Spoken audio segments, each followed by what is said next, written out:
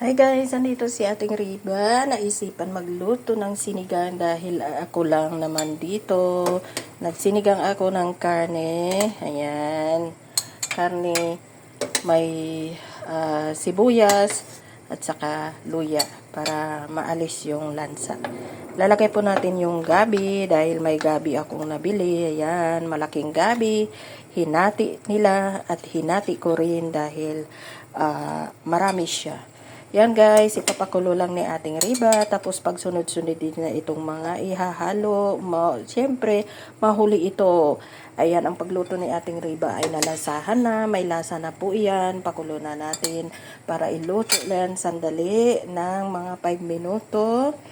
Then, tapos isusunod na natin ito. Pwede na tayong kumain. Ayan, matagal ko na kasing pinakulo yan guys, yung laman. Ayan.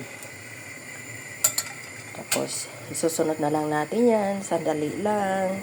At ating, lulutuin. Takpan muna natin para madali lang ang kanyang pagkulo.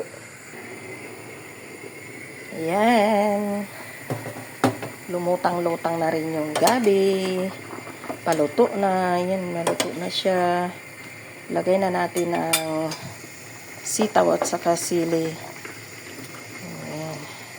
Sitaw at saka sili. Madali na lang po yung luto niyan. At saka ito. Lalagay na rin natin yan. Tapos takpan muna natin. Huwag na natin halo-haloin. Ganyan lang siya na tatakpan. Okay. Tapos magbalikan natin sandali mamaya. Wow. Yan, luto na guys. Hindi kasi halo ng halo si ating Riba ng mga ganitong luto. Minsanan lang ihalo. Ayan. Luto na siya. Padurog na rin yung kanyang gabi. Tama lang yung sabaw. Ayaw ko ng marami. Ayan na. Pwede na natin ihalo at ilagay na yung pampaasim. Yan. Masarap. Yan siya guys. Luto na siya.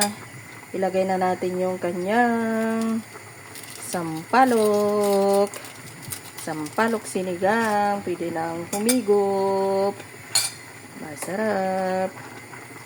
Yan siya. Baliktad natin sandali. Pero wag baliktarin na sa gitna. Sa gilid tayo magbaliktad para balansi yung kanyang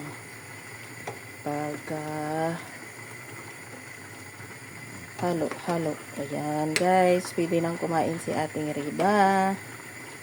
Luto na ang sinigang na karne. Thank you very much sa inyong panonood. God bless you all.